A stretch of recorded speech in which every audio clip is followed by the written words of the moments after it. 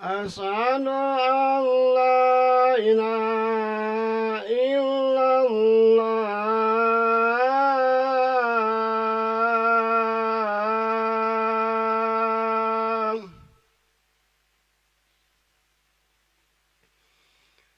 Asyhadu anna Muhammadar Rasulullah.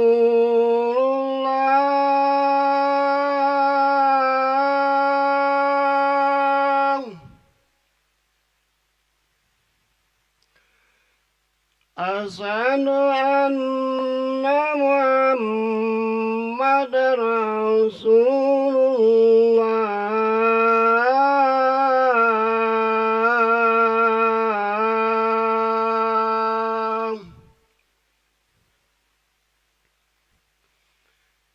Hayya 'alal shalah.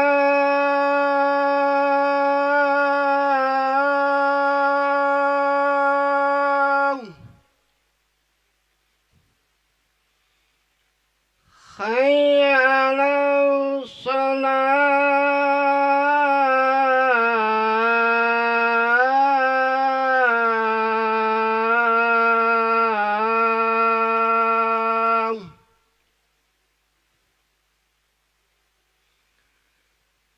Hayya 'alal falah.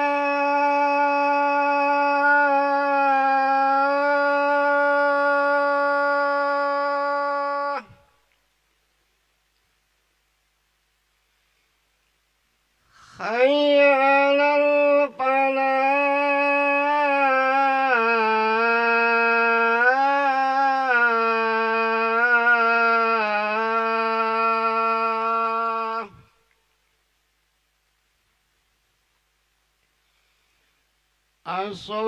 As-salatu khairum minan naum. As-salatu khairum minan naum. Allahu Akbar, Allahu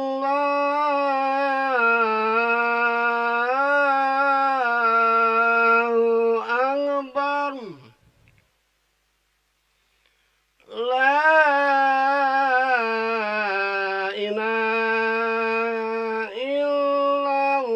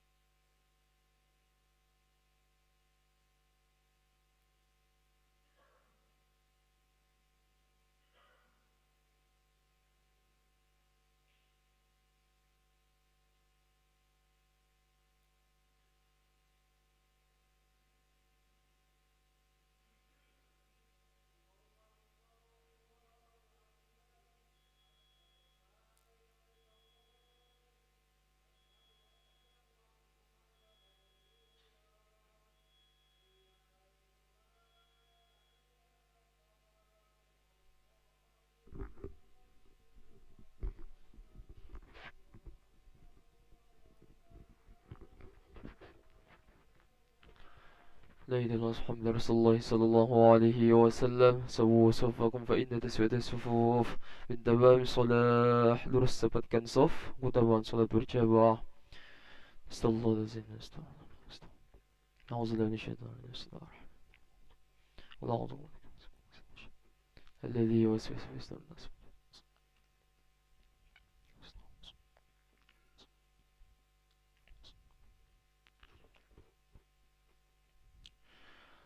الله أكبر.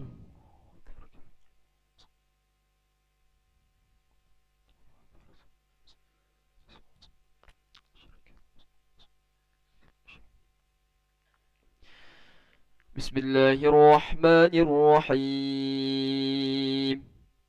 الحمد لله رب العالمين. الرحمن الرحيم. مالك يوم الدين. إياك نعبد وإياك نستعين. اهدنا الصراط المستقيم.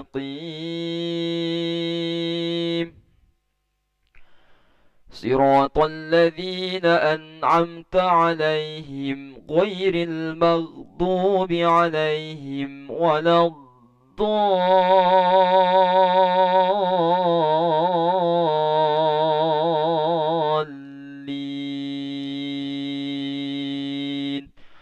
آمين.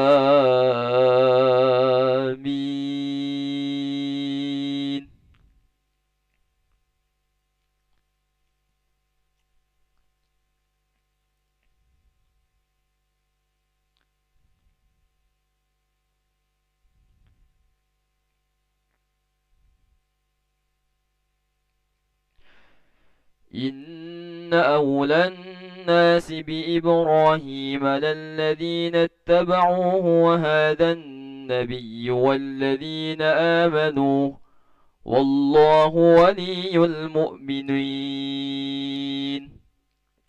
ودت طائفة من أهل الكتاب لو يضلونكم وما يضلون إلا أنفسهم وما يشعرون. يا أهل الكتاب لم تكفرون بآيات الله وأنتم تشهدون. يا أهل الكتاب لم تلبسون الحق بالباطل وتكتمون الحق وأنتم تعلمون. الله أكبر.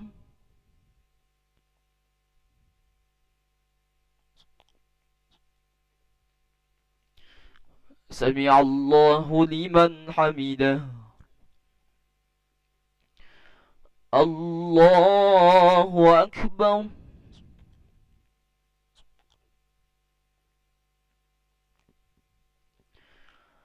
الله أكبر.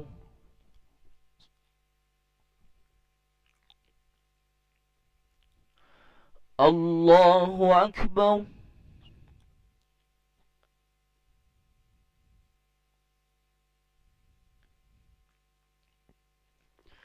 الله أكبر.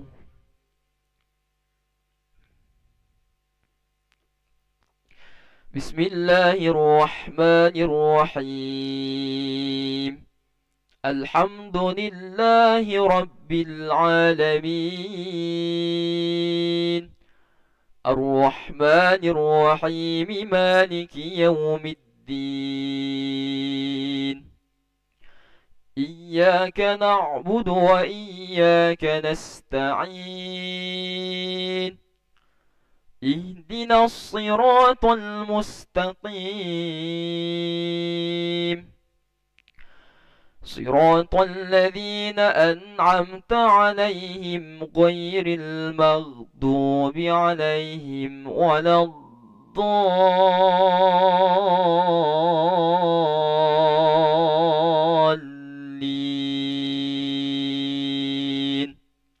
آمين.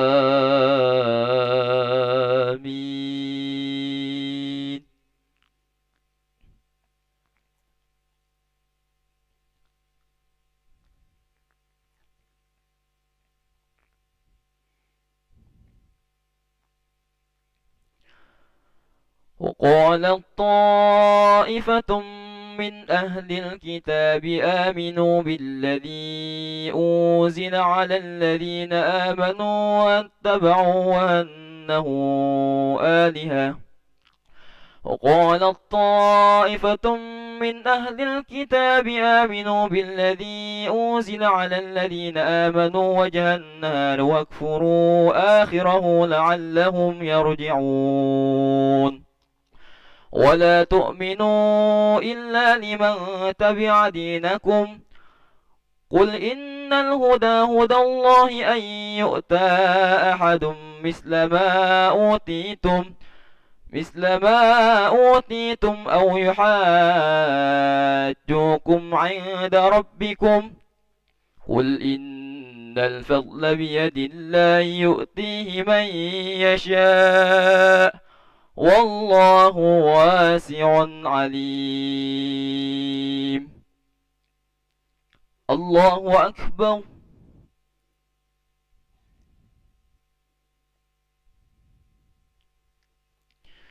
سمع الله لمن حمده. اللهم اهدنا فيمن هديت وعافنا فيمن عافيت وتولنا فيما توليت وبارك لنا فيما أعطيت وقنا برحمتك شر ما قضيت.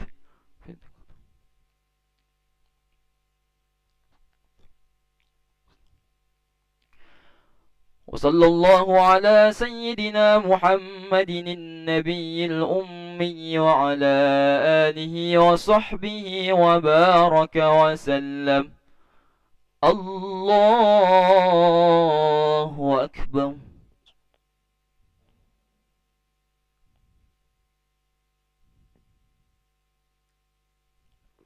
الله أكبر.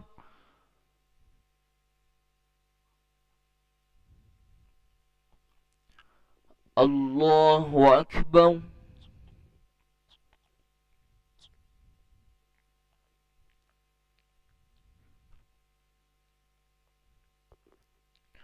الله أكبر. السلام عليكم.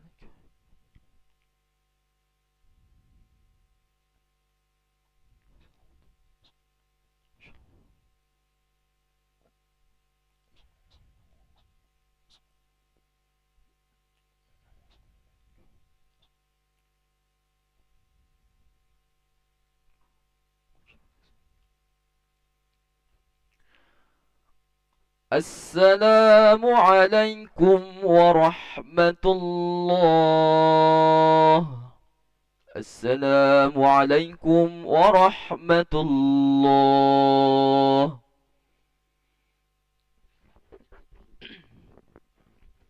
استغفر الله العظيم الذي لا إله إلا هو الحي القيوم ونتوب إليه.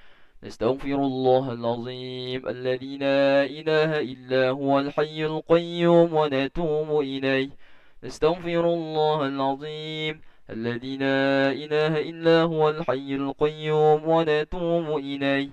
لا إله إلا الله وحده لا شريك له له الملك وله الحمد يحيي ويميت وهو على كل شيء قدير. لا إله إلا الله وحده لا شريك له له الملك وله الحمد يحيي ويميت وهو على كل شيء قدير. لا إله إلا الله وحده لا شريك له له الملك وله الحمد يحيي ويميت وهو على كل شيء قدير. اللهم أجرنا من النار. اللهم أجرنا من النار. اللهم أجرنا من النار سالمين. اللهم أنت السلام ومنك السلام وإليك يعود السلام، فحينا ربنا بالسلام وأدخلنا الجنة دار السلام. تباركت ربنا وتعاليت يا ذا الجلال والإكرام. وإلهكم إله واحد لا إله إلا هو الرحمن الرحيم. الله لا إله إلا هو الحي القيوم، لا تأخذه سنة ولا نوم، له ما في السماوات وما في الأرض. من ذا الذي يشفع عنده إلا بإذنه، يعلم ما بين أيديهم وما خلفهم، ولا يحيطون بشيء من علمه إلا بما شاء. وسع كرسيه السماوات والأرض، ولا يؤوده حفظهما وهو العلي العظيم. بقراءة الفاتحة.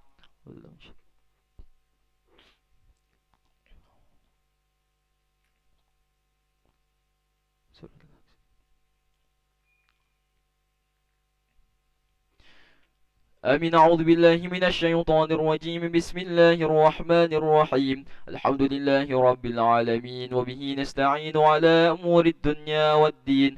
الصلاة والسلام على أشرف الأنبياء والمرسلين، سيدنا ومولانا محمد وعلى آله وصحبه أجمعين. اللهم يا قاضي الحاجات اقضي حاجاتنا، ويا غافر الذنوب اغفر ذنوبنا، ويا ميسر الأمور يسر أمورنا، ويا ستر العيوب استر عيوبنا، ويا مقلب القلوب ثبت قلوبنا على دينك وعلى طاعتك. اللهم صل وسلم على سيدنا محمد، طب القلوب ودوائها، وعافية الأبدان وشفائها، ونور الأبصار وضيائها، وعلى آله وصحبه وسلم. اللهم اغفر لنا ذنوبنا ولوالدينا وارحمهم كما ربونا صغارا، ولجميع المؤمنين والمؤمنات والمسلمين والمسلمات الأحياء منهم والأموات برحمتك يا أرحم الراحمين. اللهم أعنا على ذكرك وشكرك وحسن عبادتك. اللهم بارك لنا في رجب وشعبان وبلغنا رمضان. اللهم بارك لنا في رجب وشعبان وبلغنا رمضان. اللهم بارك لنا في رجب وشعبان وبلغنا رمضان. ربنا آتنا في الدنيا حسنة وفي الآخرة حسنة وقنا عذاب النار. وصلى الله على سيدنا محمد النبي الأمي وعلى آله وصحبه وبارك وسلم. سبحان ربك رب العزة عما يصفون، وسلام على المرسلين، والحمد لله رب العالمين. تقبل الله منكم منا ومنكم، تقبل يا كريم.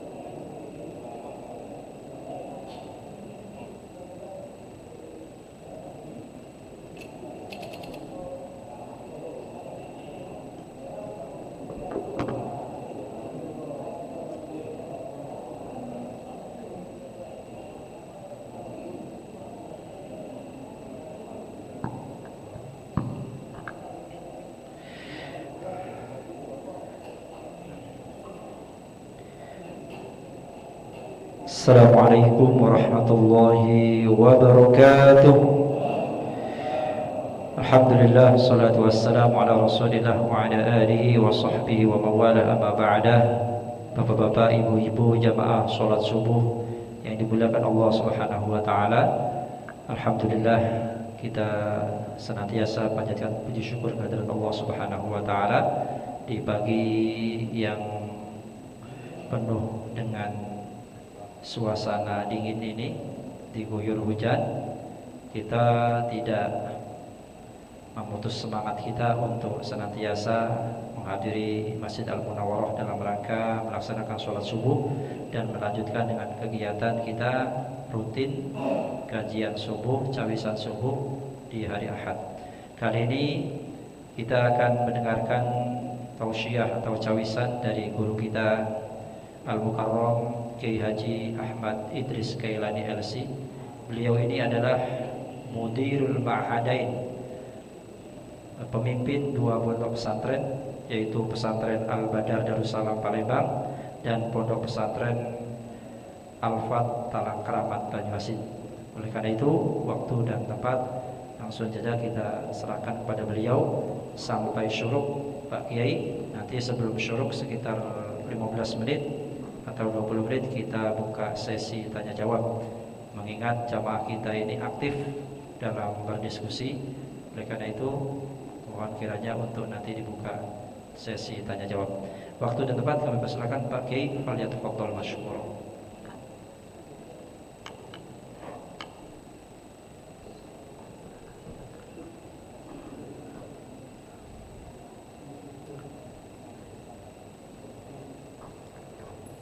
Assalamualaikum warahmatullahi wabarakatuh.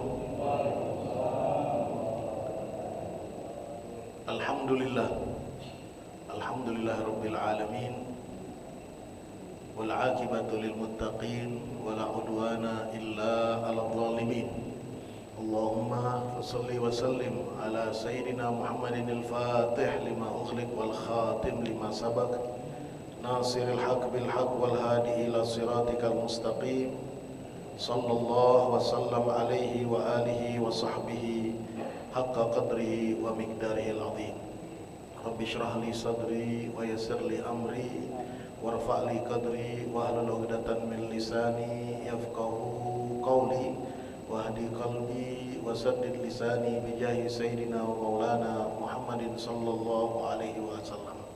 Amma ba'd. Alhamdulillah, yang sama-sama kita hormati segenap jajaran pembina, pengurus Yayasan Masjid Al-Munawwarah, para asatidzah dan juga para sepuh, orang tua kita yang hadir pada kesempatan yang penuh keberkahan ini, jamaah salat subuh yang dirahmati oleh Allah. Alhamdulillah, kita bersyukur kepada Allah di pagi hari ini, seperti yang sudah disampaikan oleh besar kita tadi, bahwa meskipun menjelang subuh tadi hujan turun dengan deras, namun tidak menyurutkan langkah kita untuk tetap hadir ke masjid ini, menunaikan perintah Allah, menjalankan sholat subuh secara berjamaah. Tentunya kita berharap mudah-mudahan pelaksanaan sholat subuh yang kita tunaikan di pagi hari ini dicatat oleh Allah Subhanahu wa Ta'ala. Tidak hanya sholatnya, tetapi niat kita yang sudah kita tancapkan di dalam hati, yang kita wujudkan dengan ringannya langkah kaki, lapangnya hati untuk datang ke masjid ini, semuanya kita berharap nantinya dicatat oleh Allah, diabadikan oleh Allah sebagai amal soleh kita, yang nantinya kita akan petik buah dan hasilnya saat kita berada di alam kubur kita, saat kita nanti berada di alam barzah, saat kita nanti di hari kiamat, dan menjadi catatan bagi kita yang mudah-mudahan insya Allah menambah amal baik kita, bekal terbaik kita saat kita menjumpai Allah Subhanahu wa Ta'ala, insya Allah. Amin ya rabbal alamin. Bapak Ibu sekalian, para jamaah yang dirahmati oleh Allah, hari ini kita memasuki pekan pertama terakhir ya, pekan terakhir dari pekan pertama dari bulan Rajab. Tidak terasa kita sudah melewati satu pekan dari bulan Rajab, bulan haram, bulan mulia, bulan agung, bulan yang kemuliaannya, kehormatannya disinggung oleh Allah di dalam Al-Quran. Allah berfirman dalam Al-Quran dalam surat At-Taubah, inna iddatasyuhuri indallahi isna asyara syahra. Sesungguhnya bilangan bulan yang sudah ditetapkan oleh Allah itu ada 12 bulan. Jadi penetapan 12 bulan itu memang langsung Allah yang tetapkan. Dari semenjak Allah ciptakan langit dan bumi. Ya. Dan ini adalah tuntunan yang jelas, yang lurus. Maka perintah Allah Subhanahu wa taala memberikan kepada kita sebelumnya informasi dari 12 bulan ini minha arba'atun hurum. 4 diantaranya disebut dengan bulan haram. 4 bulan haram. Apa artinya bulan haram ini? Bulan suci, bulan mulia. Ya, yang di dalam tradisi masyarakat Arab pada masa itu, ya, kalau ada peperangan mereka menghentikan peperangan, gencatan senjata sebagai penghargaan kepada bulan haram. Ini sebelum datangnya Islam pada masa jahiliyah. Jadi tradisi penghargaan, penghormatan kepada bulan haram ini sudah ada. Minha arba'atun hurum, 4 bulan. Rasul sallallahu alaihi wasallam menyatakan bahwa 4 bulan ini ya, kita seperti yang dilanjutkan oleh Allah dalam ayat Al-Quran, ada beberapa poin yang harus kita perhatikan sebagai bentuk penghargaan kita di bulan haram ini. 4 bulan haram ini ya, sebagai tambahan informasi bagi kita kesemuanya, 3 diantaranya berantai ya, langsung bulan Zulqa'dah, bulan Zulhijjah, Muharram. Ini berturut-turut ya, Zulqa'dah, Zulhijjah, Muharram. Jadi pelaksanaan ibadah haji itu dilakukan di bulan haram. Karena itulah ibadah haji itu berlipat-lipat ganda pahalanya, karena pelaksanaannya dilakukan di bulan haram. 1 terpisah, yaitu bulan Rajab yang saat ini kita berada di dalamnya. Ya. Zulqa'dah, Zulhijjah, ini akhir tahun. Awal tahun Muharram, Safar, Rabiul Awal, Rabiul Akhir, Jumadil Awal, Jumadil Akhir, Rajab. Ya. Penetapan ini tentunya bukan tidak ada hikmahnya. Sebagian para ulama memberikan penjelasan bahwa 2 itu berada di penghujung tahun ya. 1 di awal tahun, dan 1 lagi menjelang tibanya bulan suci Ramadan ya. Jadi dari 12 bulan ini, peletakan 4 bulan haram ini sangat strategis sekali. Di ujung tahun, bulan Zulqa'dah, bulan Zulhijjah seolah memberikan kesempatan kepada kita untuk mengakhiri tahun kita ya, dengan mengevaluasi diri, memperbanyak amal soleh, yang kalau kita berbuat kebaikan di bulan haram ini dilipat gandakan pahalanya oleh Allah. Dan di bulan haram ini banyak peristiwa-peristiwa dan juga nilai-nilai yang membuat bulan haram tersebut mulia ya. Jadi kalau di bulan Zulqa'dah dan bulan Zulhijjah, selain ada nantinya pelaksanaan ibadah haji ya, secara spesifik pada tanggal atau pada 10 hari pertama dari bulan Zulhijjah itu Allah bersumpah dalam Al-Quran, wal fajri walayalin asyar, demi waktu fajar dan demi 10 malam. 10 malam apa itu? 10 malam pertama daripada bulan Zulhijjah ya. Yang Rasul SAW menyatakan dalam hadisnya ya, tidak ada hari di permukaan bumi ini yang amal soleh lebih unggul pelaksanaannya melebihi 10 hari pertama daripada bulan Zulhijjah. Tidak puasanya, tidak qiyamul lailnya. Para sahabat bertanya, ya Rasulullah, engkau katakan tidak ada yang bisa mengungguli, bagaimana dengan orang yang berjihad di jalan Allah?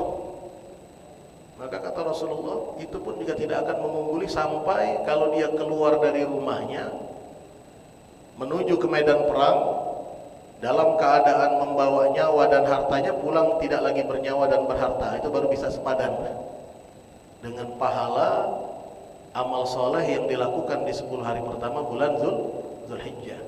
Ya. Ini sebagian kemuliaan yang Allah berikan di bulan haram di akhir tahun. Ya, belum lagi pelaksanaan ibadah haji, di situ juga ada puasa Arafah. Di bulan Muharramnya di awal tahun ada yang disebut dengan puasa Asyura. Ya. Yang Rasul sallallahu alaihi wasallam juga anjurkan untuk kita berpuasa Tasu'a 1 hari sebelumnya. Ya. Nah, kemudian di bulan Rajab, ya, di bulan Rajab secara umum karena dia masuk dalam kategori bulan haram, dalam hadis riwayat Muslim, Rasulullah sallallahu alaihi wasallam terlihat seringkali berpuasa di bulan Rajab itu, meskipun tidak mengkhususkan harinya. Sehingga salah seorang sahabat, Ibnu Abbas, ditanya oleh murid-muridnya, bagaimana puasa Rasulullah di bulan Rajab? Maka dijawab oleh beliau, Rasulullah itu kalau masuk bulan Rajab beliau puasa, sehingga kami kira beliau tidak akan berbuka lagi, artinya akan puasa terus.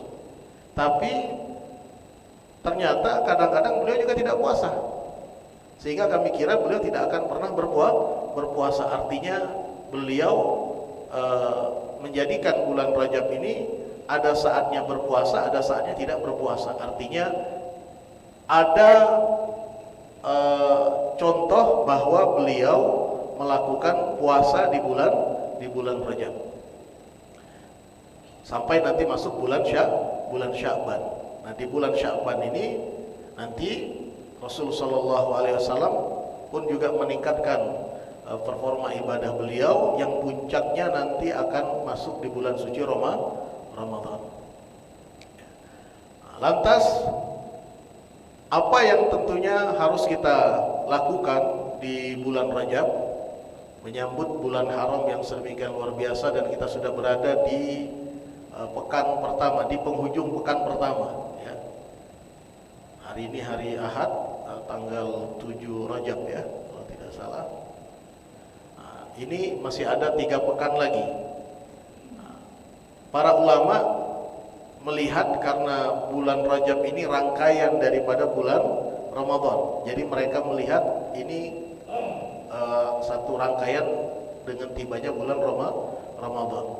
Dalam hadis riwayat Imam Ahmad bin Hanbal, walaupun hadis ini masuk levelnya, sebagian para ulama menganggapnya levelnya dhaif, tetapi para ulama ahli hadis mengatakan hadis-hadis yang dhaif, lemah sanadnya, itu boleh diamalkan selama dia tidak mengandung hal-hal yang tidak logik atau mengandung atau lemahnya itu parah, ya. Apa yang diriwayatkan dalam hadis riwayat Imam Ahmad bin Hanbal ini, disebutkan bahwa Rasulullah itu kalau sudah masuk bulan Rajab, beliau berdoa, Allahumma barik li fi Rajab wa barik li fi Sya'ban wa ballighni Ramadan. Ya Allah, berkahi aku di bulan Rajab, berkahi aku juga di bulan Sya'ban, dan perkenankan aku sampai nanti masuk bulan Ramadan. Ya. Maka berangkat dari hadis ini, para ulama-ulama kita khususnya yang di Nusantara ini menjadikan doa yang rutin dibaca dan mengajak bersama-sama jamaah untuk mengamalkannya, ya.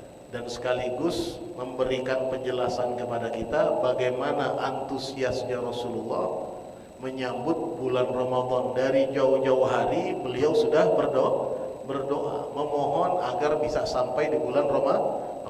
Namun sebelum sampai ke bulan Ramadan ada persiapan, yaitu bulan Rajab dan bulan Sya'ban. Apa yang diminta oleh Rasulullah di bulan Rajab dan bulan Sya'ban?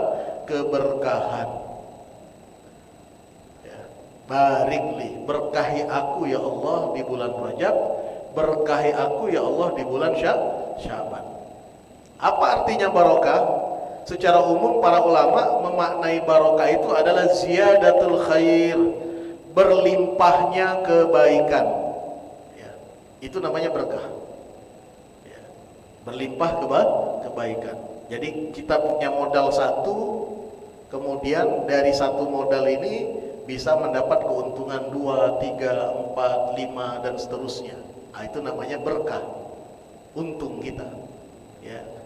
Nah, berkah ini Bapak Ibu sekalian ada pada umur, potensinya ada pada harta, ya.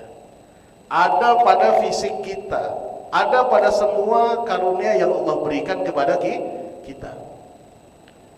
Semua orang mendapat anugerah dari Allah secara umum, ya. Tapi berkah tidak diberikan oleh Allah kecuali orang-orang yang tertentu. Ya, contoh sederhana, kita semua dikasih umur oleh Allah hidup di dunia ini. Ada yang dikasih 60 tahun, ada yang 70 tahun, ada yang mungkin hanya 30 tahun, 40 tahun. Ya, itu bagian masing-masing. Ada umurnya. Ya. Tapi ada orang yang diberi keberkahan umur. Keberkahan umur ini yang menjadi sebab, ya, walaupun durasinya sama, sehari semalam, semua kita kan sehari semalam 24 jam. Ya. Nggak ada yang lebih, nggak ada yang kurang. Ya. Nggak ada karena dia sebagai seorang kiai, sehari semalamnya dihitungnya 25 jam. Ya. Karena dia punya pangkat, sehari semalamnya umpamanya 30 jam, nggak ada. Hitungannya sama, sehari semalam 24 jam. Ya. Tapi 24 jam ini ada yang diberi keberkahan oleh Allah, ada yang tidak. Normal saja. Dan ada lagi yang dicabut keberkahan oleh Allah. Na'udzubillah min dzalik. Ya. Al-Imam Al-Ghazali di dalam kitab beliau Bidayatul Hidayah menjelaskan upaya untuk mendapat keberkahan itu adalah dengan memanage waktu, dengan mengatur waktu. Yang dicontohkan oleh Allah diantaranya dengan teknis pelaksanaan ibadah sholat. Sholat ini kan terkait dengan waktu ini. Inna sholata kanat alal mu'minina kitaban mauquta. Sesungguhnya sholat itu kami wajibkan, kami tetapkan bagi orang-orang yang beriman dengan ketetapan yang berwaktu. Nah, boleh kita tidak disiplin dalam waktu ini, tidak boleh kita terabas begitu saja, nggak boleh. Ya, nggak ada kita mau sholat 5 waktu mau kita sekaligus, ya, supaya nanti sholat yang lain tidak kita lakukan. Yang penting saya sudah sholat, nggak bisa. Semuanya berwaktu. Ya. Kalau mau dipikir-pikir kan enaknya sholat itu sekaligus saja, Pak. Subuh langsung sekaligus zuhur, langsung sekaligus asar, maghrib, isya, selesai, beres, kan begitu. Tapi tidak. Ternyata Allah tetapkan waktunya di waktu-waktu yang strategis. Karena manusia itu pasang surut, naik turun. Salah satu cara Allah untuk memberikan keberkahan kepada waktunya diletakkan posisi ibadah ini, ya, pada waktu-waktu yang strategis.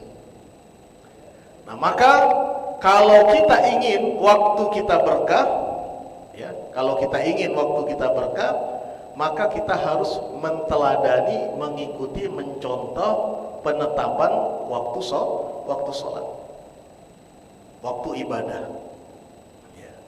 Ini yang akan menjadikan waktu kita menjadi berkah.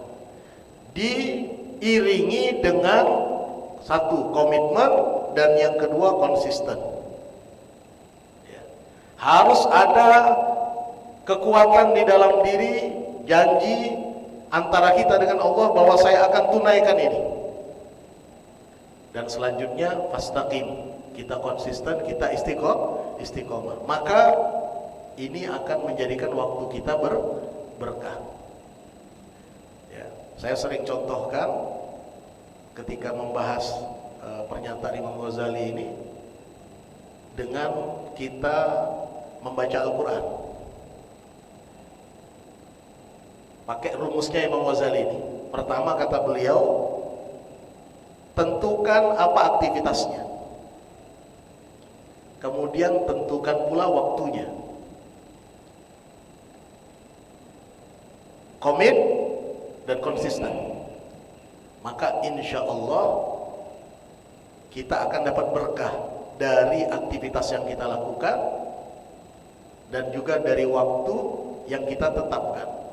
Contoh umpamanya, saya menentukan umpamanya setelah sholat subuh. Ini perumpamaan saja Pak ya. Setiap selesai sholat subuh, berzikir, berwirid, saya tentukan pada diri saya untuk membaca Al-Quran.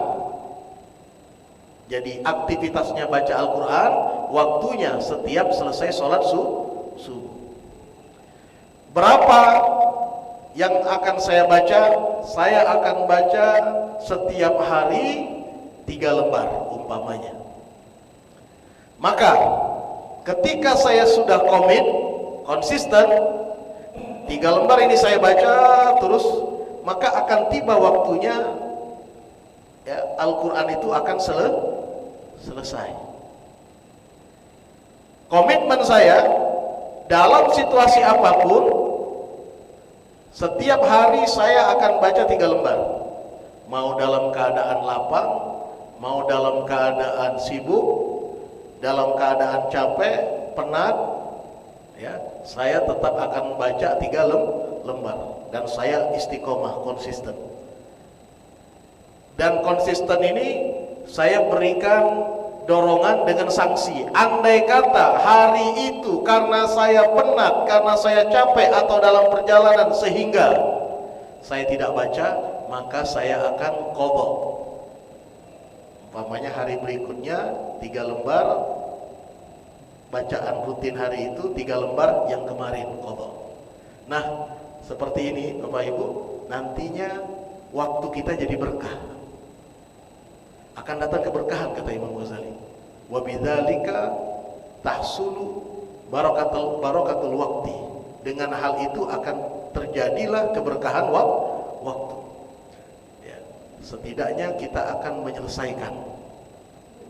Waktu kita baca Al-Quran 3 lembar itu, ya, kurang lebih mungkin durasinya 10 menit, 15 menit kalau kita baca pelan-pelan. Tapi 10-15 menit ini punya nilai yang luar biasa. Yang banyak orang kadang-kadang karena dicabut keberkahan waktu oleh Allah, 10 menit, 15 menit kosong, tidak ada nilai sama sekali. Dan yang lebih ekstrim dan berbahaya lagi, tidak jarang kadang-kadang 10 menit, 15 menit itu muatannya adalah kerugian berupa dosa dan juga hal-hal yang tidak ada gunanya. Padahal waktu itu adalah umur kita. Umur kita adalah modal hidup di dunia. Sering diilustrasikan oleh sebagian ahli hikmah ya, di masa kita sekarang ini, bahwa umur itu tidak ubahnya sama seperti batu es. Ibu ya, batu es. Batu es kita keluarkan dari freezer ya. Nah, kalau kita pecahkan batu es itu, ya, kemudian kita bikin es teh atau apapun lah, itu dia bermanfaat, ya, berubah. Tapi kalau kita keluarkan batu es itu kemudian kita diamkan, dia akan mencair, habis begitu saja. Artinya batu es itu dipakai tidak dipakai dia akan mencair. Sama dengan umur kita, terus berjalan. Dipakai tidak dipakai dia akan terus berjalan. Jangan dipikir kita tidur umur nggak berjalan, tetap berjalan, ada hitungannya. Jangan dipikir ketika kita mengakses handphone umur berhenti, tidak, terus ada hitungannya. Jangan dipikir ketika kita ngobrol umur itu tidak ada hitungan catatannya, ada catatannya. Ya. Dalam Al-Quran, ma yalfidhu min qaulin illa ladaihi raqibun atid. Setiap satu lafaz saja yang keluar dari lisan kita itu ada catatannya, ada malaikat raqib dan dan atin. Ya. Nah, maka kalau ingin waktu kita berkah, metode yang digunakan Imam Ghazali ini, ya, kiatnya luar biasa sekali. Karena kadang-kadang Bapak Ibu kita ini dicuri waktu kita tanpa terasa, dicuri oleh obrolan, dicuri oleh gadget, ya, dicuri oleh tontonan, dicuri oleh grup WhatsApp dan lain sebagainya, sehingga tiba-tiba tidak sadar 5 menit, tidak sadar 10 menit, tidak sadar setengah jam, ya, habis begitu saja. Padahal kalau kita mau main hitung-hitungan ya, kalau umpamanya kita baca suratul Ikhlas saja, suratul Ikhlas kita baca 3 kali, itu 1 menit umpamanya, berarti 1 menit itu sudah ada nilai pahalanya. Apa nilainya? Suratul Ikhlas ta'dilu thulutsal Quran. Surat Ikhlas itu sepadan dengan sepertiga Al-Quran 1 kali. 3 kali kita baca sama dengan nilainya membaca 1 kali khatam Quran. Artinya 1 menit itu kita bisa dapat pahala sekali menghatamkan Al-Quran. Kalau 5 menit berarti bisa kita 5 kali menghatamkan Al-Quran pahalanya. Kalau ini dilakukan di bulan Rajab, berlipat ganda lagi, karena ini bulan haram. Dilakukan nanti di bulan Ramadan, berlipat ganda lagi nilainya oleh Allah Subhanahu wa Ta'ala. Ya. Nah, maka yang paling penting pertama adalah komitmen, yang kedua adalah konsisten. Jangan dadakan, atau bahasa kita sekarang jangan kagetan. Ya. Orang kaget itu continue atau waktu itulah Pak? Waktu itulah dia kaget. Ya. Dikaget langsung kaget. Habis itu kaget lagi, dah baca dia. Ya. Nah kita ini banyak kagetan. Masuk Ramadan kaget baca Quran. Cuma di awal sehari 2 hari masih baca Quran. 3 hari 4 hari sudah mulai tinggal. Karena kita kaget ke masjid, kaget sedekah. Nah banyak kaget. Kenapa? Karena kita tidak atur waktu. Kita tidak manajemen waktu. Maka para ulama menganjurkan kalau kita ingin mendapatkan karunia besar, panen besar di bulan Ramadan, ya. Karena para ulama mengilustrasikan Ramadan itu sama dengan bulan panen. Rajab itu bulan menyebarkan bibit, ya. Nah, bulan Sya'ban itu merapikannya, menjaganya. Nah, bulan Ramadan panen. Kalau dia tidak menanam, tidak menyebar bibit di bulan Rajab, maka dia tidak akan bisa panen di bulan Ramadan. Karena itu banyak orang gagal, Ramadannya gagal mendapatkan berlipat-lipat ganda pahala, ya, gagal mendapatkan ampunan Allah karena dia tidak siap dari bulan Rajab. Nah, maka para ulama menganjurkan masuk bulan Rajab persiapkan diri kita. Apa bentuk persiapannya? Bersih-bersih. Bersihkan hati kita, bersihkan dosa-dosa kita, bersihkan pikiran kita, bersihkan ucapan kita. Simbolnya dengan apa Pak? Simbolnya dengan istighfar. Maka para ulama menganjurkan kalau bulan Rajab banyak-banyak istighfar. Dianjurkan, ya, kalau tradisi di pesantren-pesantren, ya, termasuk di pesantren kita di pesantren Al-Fat Talang Keramat dan yang di Badar ini Pak, anak-anak santri itu kita ajak selesai sholat subuh dan selesai sholat maghrib atau sholat isya baca istighfar. Apa istighfarnya? Istighfar pendek saja. Rabbi firli warhamni watub alayya, Rabbi firli warhamni watub alayya, Rabbi firli warhamni watub alayya. Ya Allah, ampuni aku. Ya Allah, rahmati aku. Ya Allah, terimalah taubatku. Baca 70 kali setelah subuh, 70 kali setelah maghrib. Ya, dibaca bersama-sama juga bagus, gak apa-apa, lebih baik. mudah-mudahan ya, kalau berjamaah itu Pak, satu dapat ampunan, semuanya nular, yang lain dapat. Itulah keutamaan berjamaah. Kita sholat berjamaah ini tadi, satu saja yang khusyuk itu bisa mengcover semua yang hadir. Ini keistimewaannya. Tapi kalau kita sholat sendirian, sholat subuh sendirian, kita disorot betul itu. Ikhlas nggak ikhlas itu yang benar menentukan. Tapi kalau berjamaah, satu saja yang khusyuk, itu sudah semuanya jadi penilaian. Wah, ini grup ini di masjid ini diterima oleh Allah. Bahkan dalam hadis itu disebutkan kalaupun tidak ada yang khusyuk, kalaupun tidak ada ya, karena kronologis ceritanya hadis ini ketika ditegakkan sholat berjamaah, Allah perintahkan malaikat untuk periksa imamnya. Coba kau lihat imam itu khusyuk nggak? Ya, karena akhir bulan imam kadang-kadang pikirannya kesana kemari, lapor. Allah lebih tahu. Imam nggak khusyuk ya Allah. Coba lihat barisan yang pertama, shaf yang pertama, khusyuk nggak? Sama baik 11-12 ya Allah. Imamnya sama makmumnya sama baik. Coba lihat lagi, Allah sampai perintahkan lihat lagi shaf berikutnya, shaf berikutnya, shaf berikutnya, sampai ujung. Rupanya ida imam ida makmum. Ya. Dan memang itulah kelemahan kita manusia. Ya, kelemahan kita akui. Kelemahan kita. Sulit untuk khusyuk karena setan itu luar biasa. Memang mengerahkan segala kekuatannya mengganggu manusia yang sedang berada di siratal mustaqim. Itu sudah tekadnya, itu sudah janjinya akan mengganggu manusia yang sudah di siratal mustaqim. Kalau yang di luar, maaf yang sudah berbuat maksiat, setan gak intervensi lagi, biarin aja sudah. Ngapain ganggu orang-orang yang sudah berbuat maksiat? Buang-buang energi saja.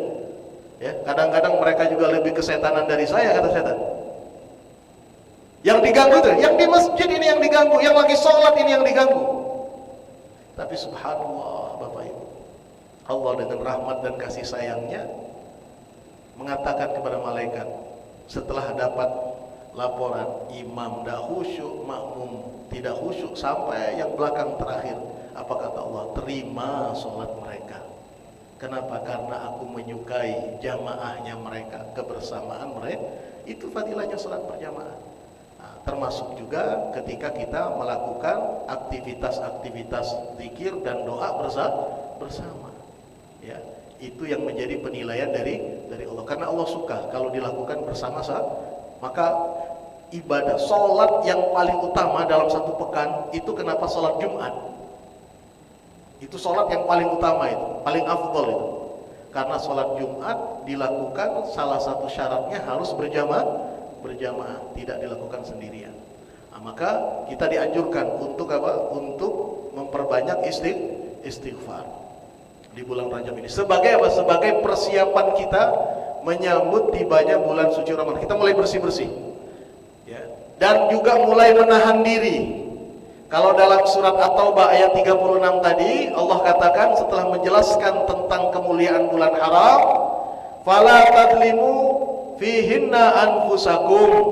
Jangan sekali-kali kalian berbuat zalim di bulan ini, di bulan-bulan haram ini. Ya, ini yang patut kita hindari. Yang kita harus mulai menahan diri. Kita mulai stop berbuat zalim. Berbuat zalim ini di bulan apa saja, tapi lebih ditekankan lagi di bulan haram. Karena sebagaimana pahala berlipat ganda, dosa pun juga berlipat ganda. Na'udzubillah min dzalik. Para ulama mengatakan kezaliman itu apa saja, Pak? Kezaliman itu ada dua. Ada zalim kepada diri sendiri, ada zalim kepada orang lain. Nah, ini yang harus kita hindari. Zalim kepada diri sendiri adalah membiarkan diri kita tidak taat, tidak patuh, tidak memanfaatkan umur dengan beribadah kepada Allah. Kita tinggalkan sholat, kita tidak baca Quran, ya, kita tidak mau mendekatkan diri kepada Allah. Ini rugi ini. Merugikan diri. Zalim itu kan artinya merugikan. Jangan kita merugikan diri kita sendiri. Dengan apa itu? Dengan melakukan perbuatan, dengan meninggalkan perintah Allah dan melanggar larangan-larangan Allah antara kita dengan Allah. Ini zalim kepada diri sendiri. Ya. Karena dengan zalim kepada diri sendiri ini akan merugikan posisi kita nanti di hadapan Allah di hari kiamat. Nah, yang kedua, yang lebih bahaya lagi, zalim kepada sesama. Nah, ini lebih bahaya, Pak. Ini yang lebih dahsyat. Ya.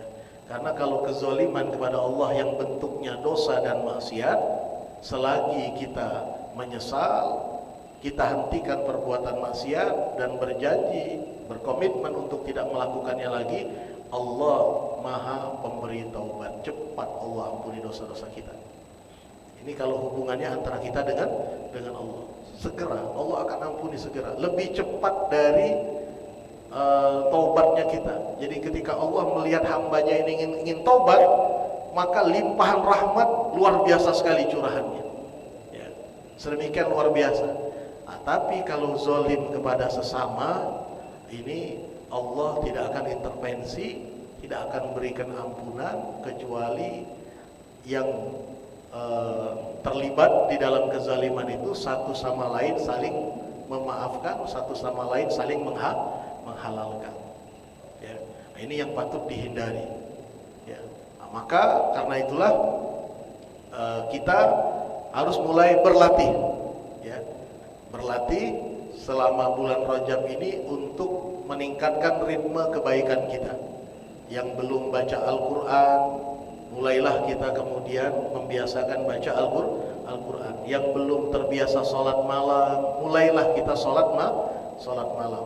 Yang belum terlatih untuk menjejakkan kaki pergi ke masjid berjamaah, kita mulai lakukan untuk melatih diri sholat berjamaah. Ya, supaya nanti masuk Ramadan kita tidak kaget lagi. Ya, kenapa begitu penting kita nyambut Ramadan? Karena ini adalah rahmat dari Allah. Karena kalau kita hitung-hitung, Pak, maaf, kita tahu betul tentang kemampuan kita. Kita tahu betul tentang kekuatan kita. Nabi saja pernah mengatakan dalam doanya, Allahumma inni dhaif, ya Allah aku ini lemah ya Allah. Ini kelasnya Nabi nih. Kelasnya Nabi mengakui diri beliau lemah. Apa kelemahan beliau? Beliau sholat malam luar biasa, beliau puasa di siang hari, beliau berjihad, tapi beliau tetap mengakui diri lemah. Beliau sudah bahkan mendapatkan jaminan ampunan dari Allah dosanya yang lalu dan akan datang, tapi beliau merasa dirinya lemah, merasa dirinya kurang. Nah, bagaimana dengan standar kita? Ya, tentunya lebih banyak lagi kelemahan-kelemahan kita. Maka kelemahan-kelemahan ini harus kita mintakan kepada Allah supaya ditutupi, dan harus ada upaya dan ikhtiar dari kita untuk dikuatkan oleh Allah.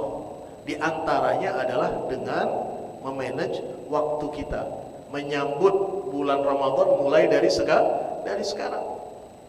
Ya, ini yang harus kemudian kita persiapkan.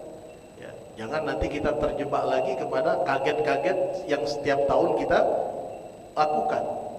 Ya. Ini yang harus kemudian kita biasakan. Ya. Mulai sekarang kita baca Al-Quran, mulai sekarang kita tahajud, mulai sekarang kita bersedekah, mulai dari sekarang kita berzikir, mulai dari sekarang kita memperbanyak istighfar. Ya. Karena saya rasakan kita semua rata-rata mungkin di sini usia di atas 50 tahun semua, hampir rata-rata kalau saya lihat. Ya, artinya apalagi yang kemudian kita kejar. Ya, saya tidak mengatakan jangan lagi bekerja, jangan lagi mencari nafkah, fokus saja ke masjid, fokus lagi ibadah, tidak. Ya, tetap jalani rutinitas kita, tapi fokus kita semestinya sudah harus lebih banyak kepada bekal persiapan kita menuju negeri akhirat. Allah siapkan bulan Ramadan yang akan datang itu salah satu bentuk kasih sayang Allah, karena melihat kelemahan kita. Kita ini lemah. Ya. Tapi dengan adanya bulan Ramadan, Allah tutupi kelemahan kita. Semua dosa kita selama 1 tahun, kalau kita sambut bulan Ramadan dengan penuh sukacita, dengan ibadah, dihapuskan oleh Allah. Bayangkan. Dan semua ibadah yang dilakukan di bulan Ramadan dilipat gandakan oleh Allah nilainya. Ya, dilipat gandakan pahalanya oleh Allah. Semuanya, tidak ada yang 1:1 itu, tidak, berlipat-lipat. Ini kalau bukan kasih sayang Allah apa namanya? Ini bentuk kasih sayang Allah untuk menutupi kelemahan kita masuk bulan Ramadan. Karena itu para ulama, orang-orang yang soleh itu kalau selesai bulan Ramadan sedih hati mereka. Ya, sedih itu panjang sampai 6 bulan. Ya, kesan Ramadan itu masih ada di hati. Tapi 6 bulan berikutnya menyambut Ramadan, hati mereka sudah senang, sudah gembira. Ya. Seperti yang juga diwujudkan dalam doa oleh Rasulullah SAW, sudah terngiang-ngiang, ya Allah sampaikan kami bulan Ramadan ya Allah. Jadi suasananya sudah, suasana hati itu ingin masuk Ramadan, luar biasa sekali. Nah ini yang harus kemudian kita persiapkan, karena kalau tidak, akhirnya kita tidak dapat untung, merugi. Masuk bulan Ramadan, keluar bulan Ramadan sama saja. Ya. Kalau ada orang masuk bulan Ramadan tidak dapat ampunan dari Allah, maka di bulan mana lagi dia mau dapat ampunan dari Allah? Kalau di bulan Ramadan dia tidak mendapatkan kesucian dari Allah, di bulan mana lagi dia mau mendapat kesucian? Ini luar biasa. Nah, maka persiapannya juga harus ekstra luar biasa dari sekarang. Maka para ulama mengajarkan di bulan Rajab perbanyak istighfar, di bulan Rajab kalau mau puasa perbanyak puasa, biar tidak kaget. Di bulan Rajab kalau mau banyak sedekah, di bulan Rajab kalau mau qiyamul lail. Ya, itu satu. Kemudian yang kedua, mulai membatasi diri, mulai jaga diri dari apa? Daripada perbuatan zalim. Zalim tadi yang saya katakan, zalim kepada diri sendiri. Kemudian yang kedua yang lebih kita waspadai, zalim kepada sesama. Zalim kepada sesama itu satu, ya, kepada martabatnya, ya, martabatnya. Kemudian yang kedua fisiknya, dan yang ketiga adalah hartanya.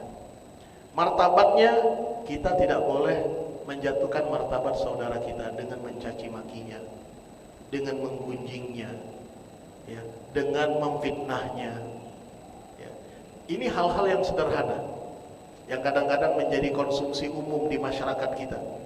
Gunjing menggunjing, caci mencaci, memberi komentar yang isinya fitnah, apalagi dengan ada media sosial sekarang ini luar biasa sekali, Pak. Kadang-kadang orang, ya, tidak kenal sama sekali tapi jadi sangkutan nanti di hari kiamat. Karena apa? Ikut-ikutan berkomentar. Ya. Kalau dulu, zaman dulu orang berbuat zalim kepada sesama ini saling kenal, berhadap-hadapan. Ya. Tapi kalau sekarang kadang-kadang tidak saling kenal. Dia mengiyakan dengan komentar-komentarnya, dia ikut menyebarkan. Ini jangan dikira tidak ada hitung-hitungannya, ada hitung-hitungannya semua ini. Maka kita mulai harus jaga komentar kita, jaga lisan kita untuk tidak mencela, untuk tidak mencaci maki, untuk tidak mengeluarkan fitnah, menyebar fitnah kemana-mana. Jangan sampai nanti di hari kiamat itu jadi tuntutan Allah Subhanahu wa Ta'ala kepada kita. Begitu juga terhadap fisiknya. Ya, kita tidak boleh menzalimi fisik orang dengan memukulnya, dengan melakukan tindakan kekerasan kepadanya, baik pada orang lain ataupun dalam lingkungan keluarga kita. Ini harus kemudian kita perhatikan. Ya. Kemudian yang terakhir yang tidak kalah pentingnya adalah hartanya. Ya. Haram hukumnya mengambil harta saudara sesama muslim, ya, yang tidak diridhoinya, mencuri, ya, merampas, ya, apalagi dengan terang-terangan melakukan tindakan-tindakan yang mengalihkan harta tersebut kepada dirinya. Karena ini nanti akan merugikan dirinya di hari kiamat. Ya, dalam satu kesempatan sebagai penutup untuk menjadi pengingat bagi kita dan juga kita perlu waspadai. Satu ketika Rasulullah Shallallahu Alaihi Wasallam beliau bertanya kepada para sahabat, "Atadruna manil muflis?" Tahukah kalian orang yang pailit, orang yang bangkrut? Maka serentak para sahabat karena di benak mereka orang yang bangkrut itu orang yang dagang, ya, modalnya habis, barangnya habis, uangnya tidak ada, hutang numpuk.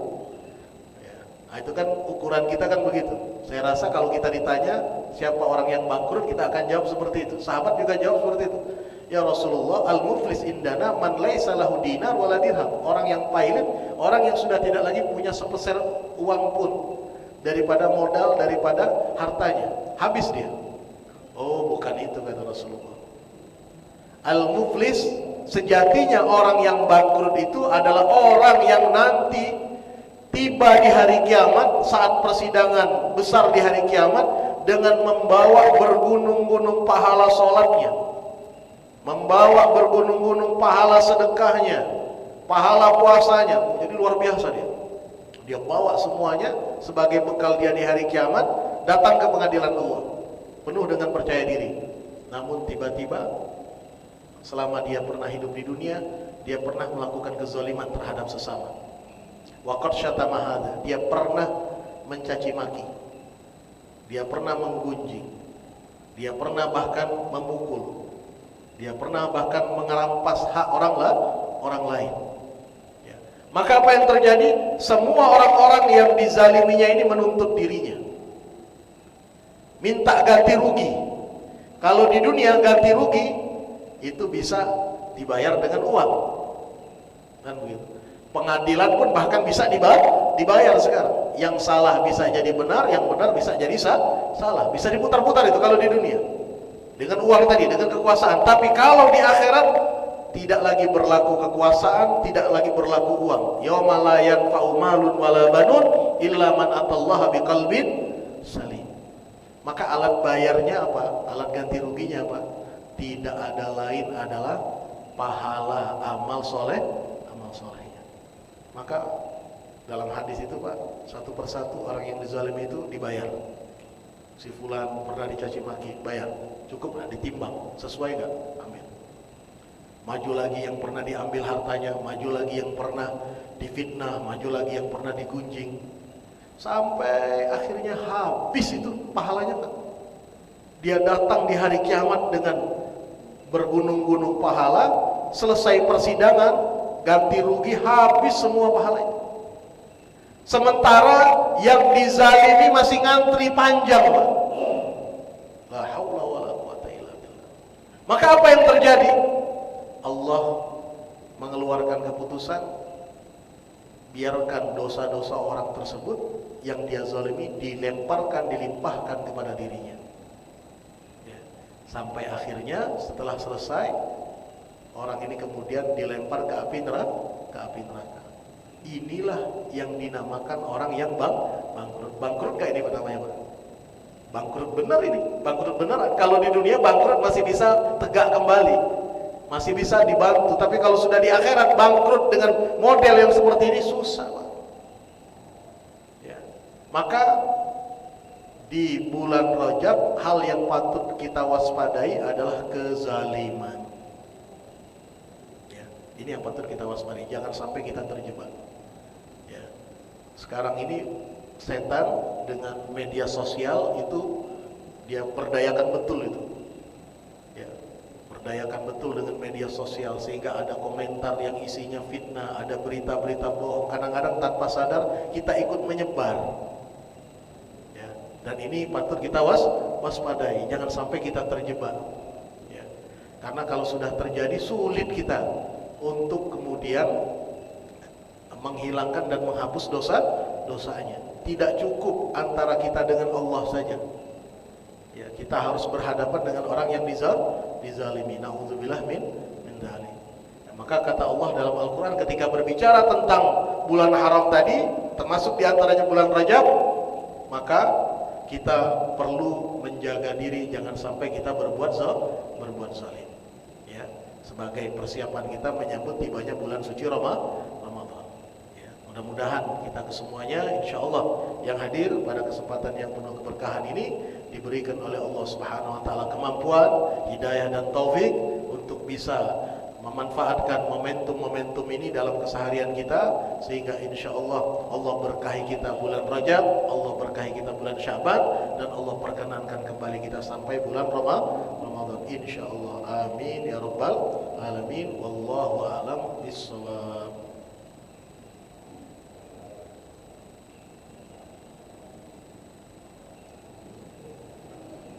Tiba waktu kita untuk berdiskusi Pak Ustaz ya, sampai kurang lebih mungkin kita kalau suruh itu mandul tuas masuknya jam 18 jam 6 lewat 14 mandul tuas ya. Tapi boleh lebih sedikit, boleh kurang sedikit katanya. Jadi masih banyak juga waktu untuk diskusi. Saya sangat tertarik sekali dengan apa yang disampaikan oleh Ustaz tadi ya, ini memotivasi kita semua. Terima kasih kami semuanya. Ada beberapa hal yang mungkin perlu saya nyatakan dan juga pertanyaan. Terutama masalah waktu.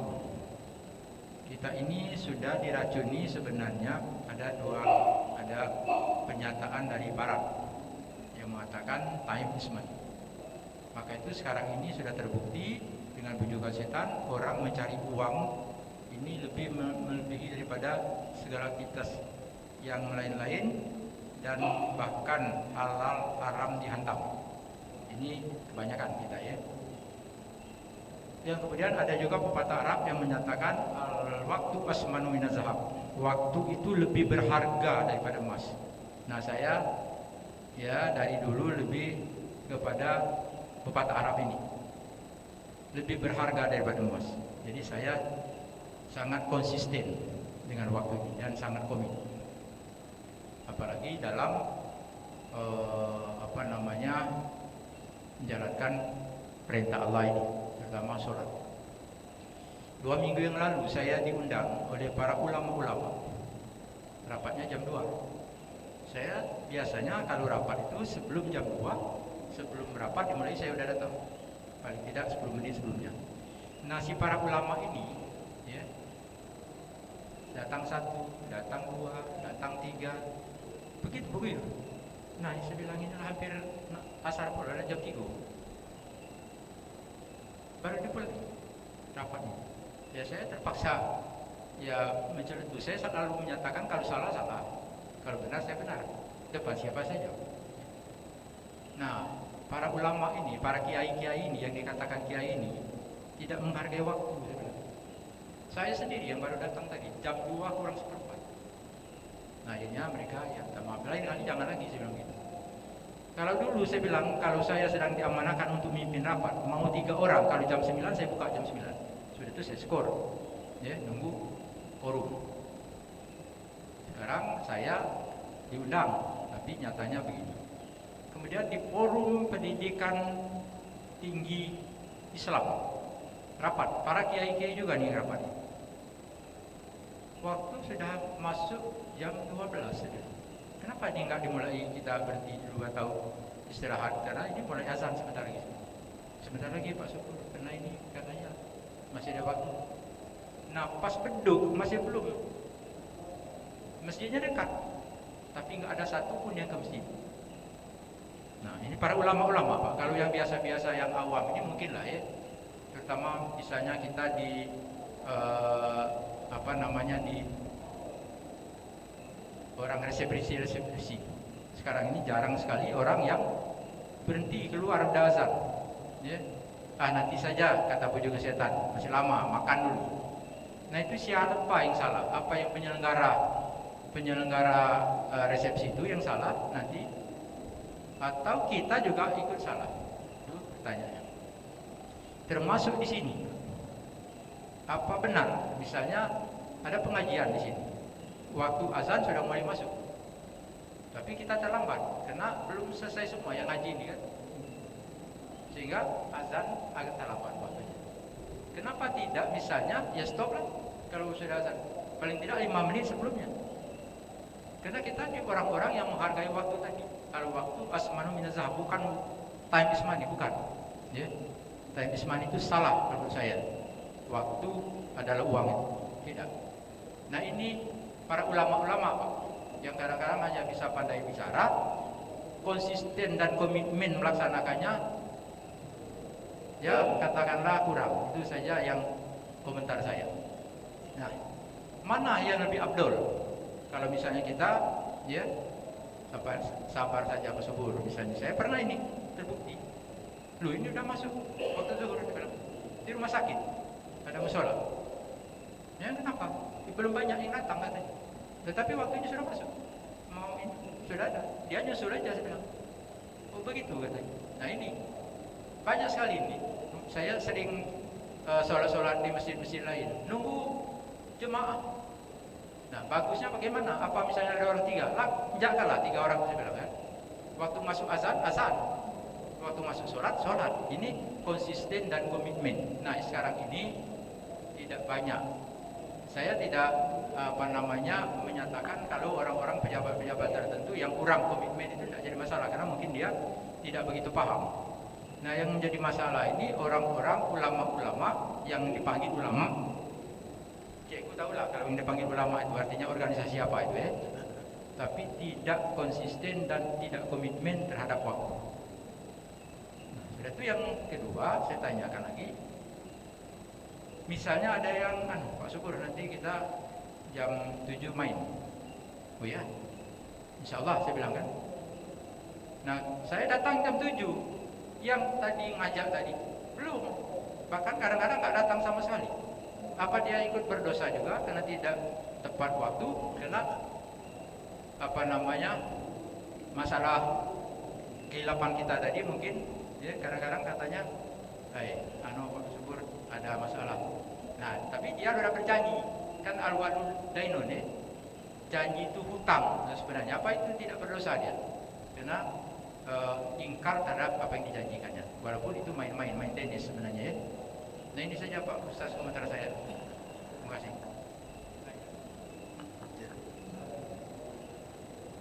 Baik, jadi ini kesemuanya berangkat dari apa yang sering kita dengar dari firman Allah, yang Allah bersumpah. Seringkali Allah bersumpah dengan waktu, wal asri wal laili idza yaghsha wad duha dan lain sebagainya. Ini memberikan penjelasan kepada kita tentang betapa pentingnya kita menghargai waktu itu sendiri. Karena tadi seperti yang saya sampaikan, ketika waktu itu dia tidak akan berhenti, dia akan terus berjalan. Maka dalam pepatah Arab yang lain mengatakan waktu itu bahkan seperti pedang. Kalau bukan engkau yang potong, engkau yang akan dipotong oleh waktu itu. Ya.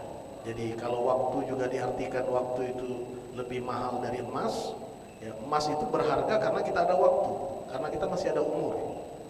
Dia akan menjadi berharga. Emas itu kan ada harganya. Kalau kita sudah mati ada harganya, tidak ada lagi harganya. Ya. Nah, maka penghargaan terhadap waktu ini memang harus mulai kita latih dan kita biasakan, sehingga kedisiplinan inilah yang nantinya akan menjadikan sebab keberkahan waktu. Nah, mengenai tradisi yang banyak terjadi mulai dari kalangan masyarakat bawah sampai kepada kalangan ulama-ulama, karena ini sudah mentradisi yang tradisi ini memang harus segera ya dan tetap menjadi prioritas kita untuk diluruskan ya, karena banyaknya kemunduran kita sebagai bangsa ya, salah satu sebabnya adalah kurangnya kita menghargai waktu. Dan ini kembali kepada pribadi masing-masing.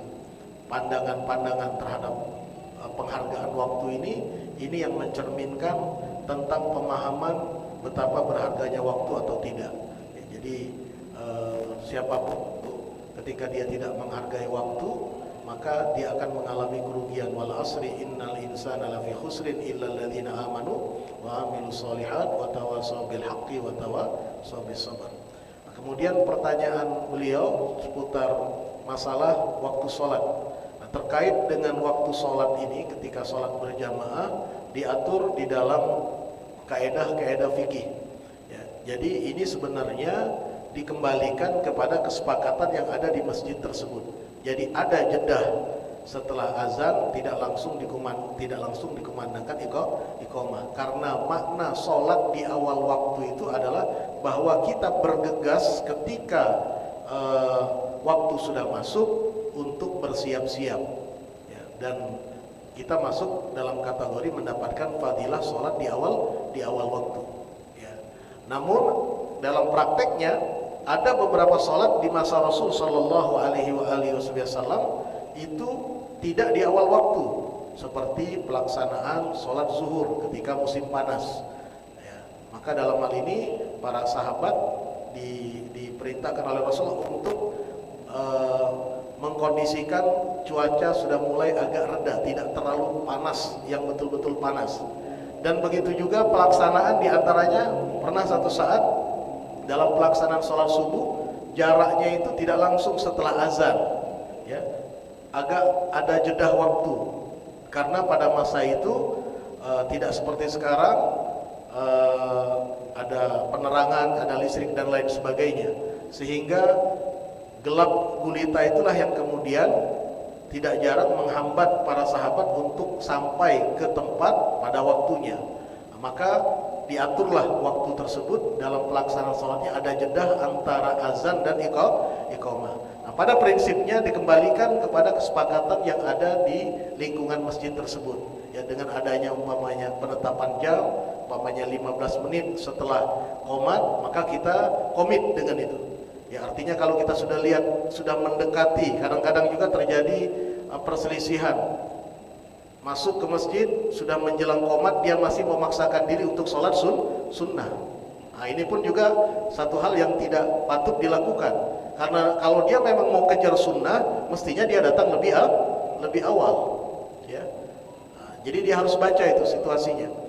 Nah, ini kembali kepada komitmen di lingkungan atau di masjid yang disepakati oleh masing-masing. Artinya seperti sholat subuh, kita mungkin 10 menit setelah azan memberikan kesempatan. Memang yang baik itu sebelum dipanggil kita udah datang. Ya. Ada lagi yang dipanggil baru datang. Ada lagi yang dipanggil ada datang. Ya. Ya. Sekalinya datang nak jadi imam dia di depan imam. Nah, ini yang bahaya ini. Nah, kita memang idealnya sebelum dipanggil kita sudah ada, tapi situasi kita kadang-kadang tidak memungkinkan. Maka diaturlah kesepakatan tadi, namanya 10 menit, 15 menit supaya jamaahnya lebih banyak. Maka ketika sudah diatur, jangan lagi ada yang kemudian komplain, jangan ada lagi yang kemudian kenapa saya ditinggal dan lain sebagainya. Karena itu sudah kesepakatan. Begitu juga sholat zuhur, begitu juga sholat asar, maghrib dan seterusnya. Pada intinya selama memang masih di dalam waktunya kita mengambil keutamaan, itu sah-sah saja, tidak ada masalah. Ya, jangan kemudian kita menjadikan hal tersebut menjadi tidak nyaman di antara kita pelaksanaan sholat berjamaah. Nah, kemudian yang kedua tadi saya lupa, Pak. Oh, janji. Ya, jadi kebiasaan kita, orang itu kadang-kadang kalau lagi senang, kalau lagi ini lupa dia kadang-kadang mengeluarkan satu pernyataan, berjanji atau mengajak di waktu yang dia sudah tentukan, yang dia sendiri kadang-kadang akhirnya tidak menepatinya. Nah, hal-hal yang seperti ini ya kalau sering dilakukan patut diwaspadai, jangan-jangan ini dampak dari problem yang ada di dalam hatinya. Menganggap remeh janji. Menganggap remeh janji ini mulai dari hal yang biasa, yang sederhana, ya, sampai kepada hal-hal yang penting. Ya. Karena Rasulullah SAW menetapkan bahwa salah satu ciri gejala adanya benih kemunafikan di dalam hati itu, orang suka berjanji dan dia ingkari, menyelisihi janjinya. Ya, maka kalau kita harus ukur, kalau kita kiranya tidak mampu, tidak bisa, jangan berjanji. Ya. Kalaupun umpamanya terjadi berjanji, kita tidak sanggup, kita harus segera cepat sampaikan, sehingga tidak bikin orang akhirnya menunggu. Walaupun itu hal-hal yang sederhana, walaupun seperti yang dikatakan oleh beliau tadi, sekedar main. Nah, tertunggu sampai jam 8, jam 9 katanya janji. Ya, tapi tidak datang-datang. Saya pernah mendapatkan pengalaman yang sangat berharga bersama guru kami. saat menunaikan ibadah haji. Pada waktu itu masa itu masih tahun 98, masih belum ada pembangunan seperti sekarang. Jadi bis-bis itu masih berputar di Masjidil Haram, di depan Masjidil Haram daerah Syamiyah itu. Jadi kami datang, selesai menunaikan ibadah umroh pada waktu itu, kita dijanjikan akan dijemput di depan Masjidil Haram. Ya. Di waktu yang sudah ditentukan. Teman-teman sudah gelisah semua. Sampai ada yang kemudian bilang, Tuan Guru, kita mungkin coba cari opsi lain saja. Kata guru tadi tidak. Ya, kita sudah dijanjikan di sini. Dan sampai saat ini tidak ada berita. Apa yang sudah dijanjikan kita penuhi. Jangan kita tergolong orang yang mengingkari janji. Pertemuan kita di sini, kita di sini. Ya. Ini gambaran komitmen. Dan komitmen itu lahir dari iman. Maka orang yang sering mengingkari janji ada problem dalam imannya. Ya. Ada 3 gejala itu yang menunjukkan orang itu ada problem dalam imannya. Kalau dia bicara dia bohong, kalau berjanji dia mengingkari, kalau diberi amanat dia khianat. Dan kalau dia bermusuhan dia melampaui batas. Nah, itu yang bahaya. Ya, wallahu a'lam. Baik, ada lagi? Joko, ya silakan.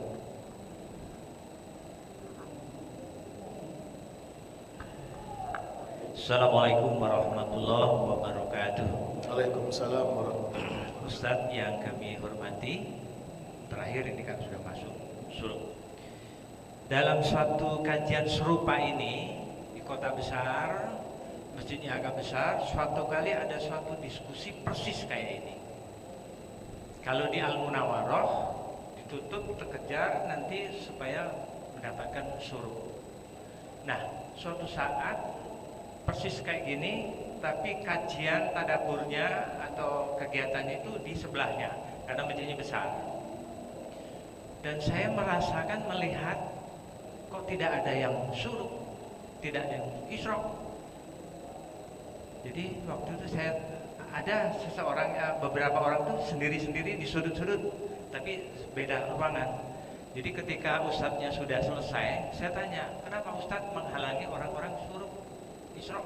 Pada waktunya itu sangat bagus sekali menyambut atau pra-duha. Jadi dijawab, kajian seperti ini, seperti yang ustadz sampaikan ini pahalanya sama dengan 1000 rakaat. Kata ustadz itu tadi.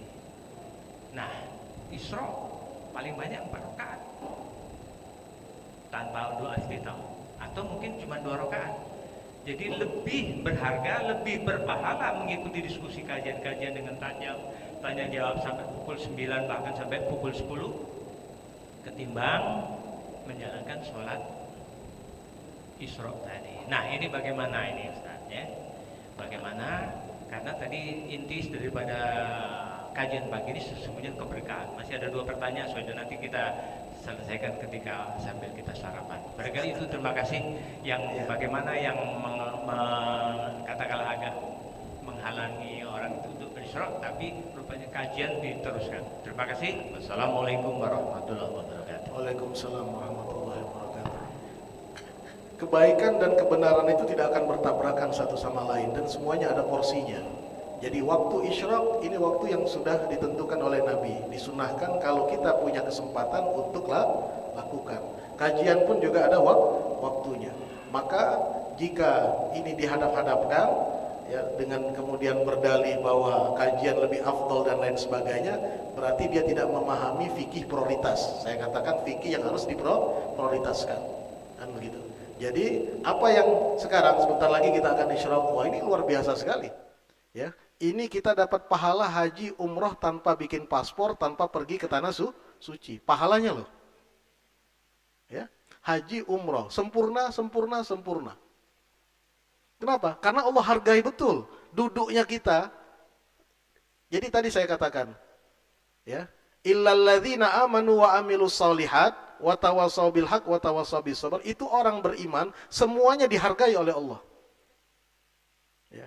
Jadi kita dihargai itu bahkan duduk kita, diam kita di masjid ini, nunggu waktu isyraq. Kita cuma dengar saja, atau kemudian kita berzikir, itu dihargai oleh Allah. Nggak ada yang tidak berharga orang beriman itu. Bahkan senyumnya saja sedekah terhadap saudaranya sesama muslim. Yang kerja cari nafkah karena dia beriman. Karena dia beriman. Satu suap nasi itu yang dia berikan kepada keluarganya punya nilai sedekah. Ketika dia beriman. Illalladzina amanu wa amilus sholihat. Maka sayang sekali kalau kesempatan-kesempatan peluang waktu seperti ini kemudian diabaikan hanya karena berdalih kita mengejar kajian yang pahalanya lebih besar. Ya, prinsipnya, rumusnya Pak, kebaikan tidak akan bertabrak dengan kebaikan yang lain. Tinggal mana yang kita sesuaikan dengan porsinya masing-masing. Kan begitu. Seperti tadi, sudah tiba sholat berjamaah, sholat subuh, ya, qomat. Dia dengar hadis 2 rakaat sebelum subuh lebih baik dari dunia dan seisinya. Kemudian orang qomat salat berjamaah, dia mau salat qobliyah dulu. Nah, ini orang tidak paham namanya. Mestinya dia langsung ikut salat berjamaah. Qobliyah subuh bisa dilakukan nanti, nggak ada masalah. Ya, ini yang dipaham oleh para ulama disebut dengan fikih prioritas. Jadi fikih itu bukan halal dan haram. Saat diantaranya juga adalah memahami mana yang harus kita prioritaskan. Jadi kalau ada luang waktu untuk isyraq, kenapa tidak? Pahalanya sedemikian luar biasa. Jangan dibenturkan satu kebaikan dengan kebaikan yang lain. Ini tidak bijak. Ya. Wallahu a'lam bishawab. Masih ada waktu 4 menit lagi. Mungkin ibu-ibu ada yang mau tanya? Ada? Satu lagi.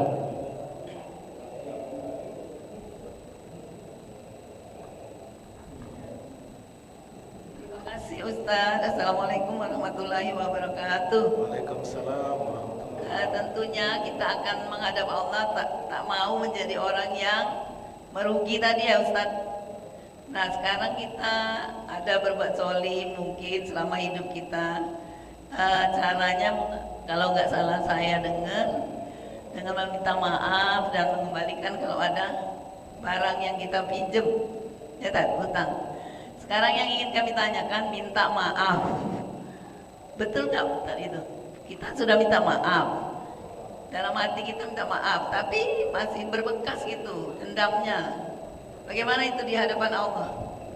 Iya. Terima kasih. Assalamualaikum warahmatullahi wabarakatuh. Jadi kita jalankan saja perintah Allah untuk meminta halal, meminta maaf kepada orang yang pernah kita sakiti atau kita zolimi.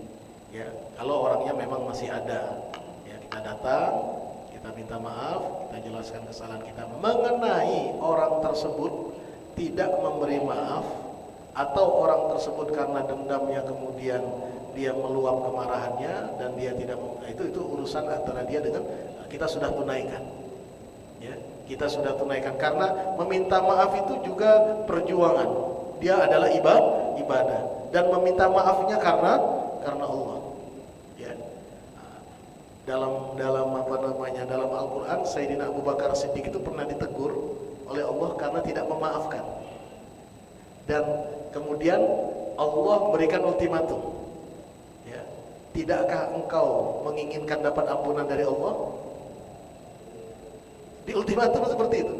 Ya. Di ultimatum seperti itu. Itu kesalahan orang yang zalim, kesalahan orang yang melakukan ke beliau itu termasuk tajam juga itu, ya. Sampai bayangkan orang sekelas Sayyidina Abu Bakar sampai merasa sakit gitu, ya. Nanti kapan waktu kita ceritakan itu, ya. Tapi sampai beliau memboikotnya, membatalkan segala bentuk santunan kepada orang itu karena masih keluarga sendiri, dan beliau tidak memaafkan. Akhirnya Allah tegur. Inilah istimewanya para sahabat, langsung dapat pendidikan langsung dari Allah. Ditegur oleh Allah. Ya. Tidakkah engkau suka diampuni oleh Allah? Langsung diultim, langsung seketika itu juga tidak banyak ngomong. Aku maafkan ya Allah, aku maafkan, sudah selesai. Ya, selesai.